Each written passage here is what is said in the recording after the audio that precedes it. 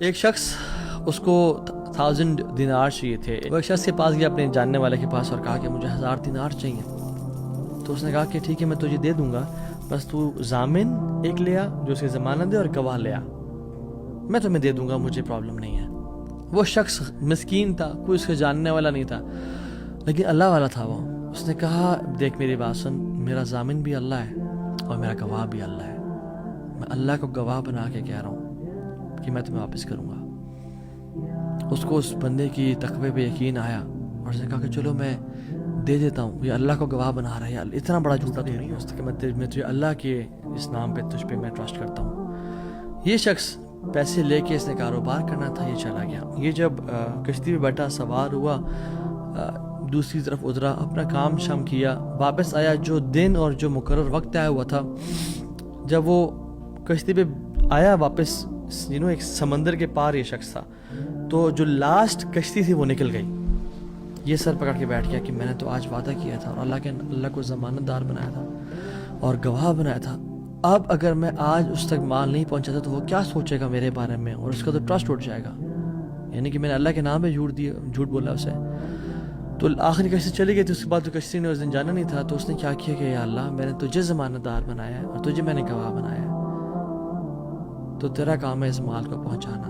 اس نے ایک would log لیا، اس میں سوراخ کیا، اس میں 1000 دینار. سبحان اللہ، 1 دینار از اے گولڈ کوائن. اور آپ ایک گولڈ کوائن کی آج آپ ورتھ لگا لیں، ان لیکس، ان ملینز. اس نے کیا کیا، اس کو اس ووڈ لاگ میں ڈالا، پرچی لکھی اور اس میں ڈال کے نا بسم اللہ پڑھ کے آگے بہا دیا. کیسا قادر ہے، کیسا قدیر ہے.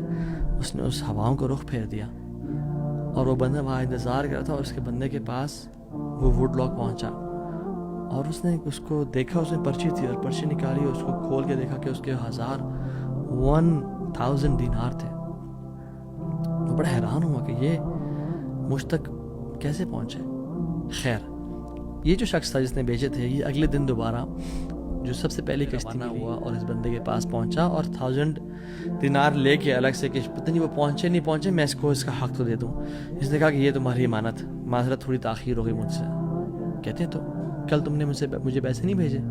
کہتے میں نے بھیجے. پھر اس نے کہا جس رب پہ تم نے توکل کیا ہے نا، جس رب کو تم نے ضمانت دار بنایا تھا، اس رب نے تیرا مال مجھ تک پہنچا دیا. مجھے اس مال اللہ تعالیٰ کے نام جو مسلمان جانتا ہو کہ میرا رب میں یہ کوالٹیز ہیں، اور یہ تو صرف 3 ہیں اور ہزاروں ہیں اس کے علاوہ، وہ کیسے بات تو پریشان ہو سکتا ہے؟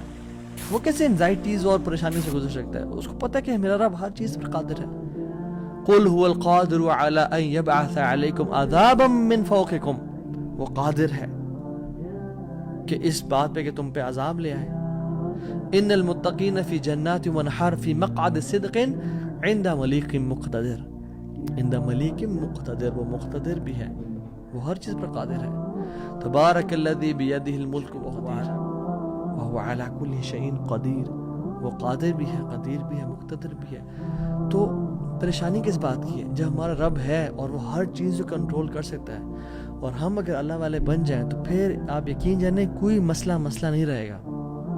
ہر پریشانی کو وہ آسانی میں ایسے بدل سکتا ہے. اس نے صرف کن کہنا وہ بدل جائے.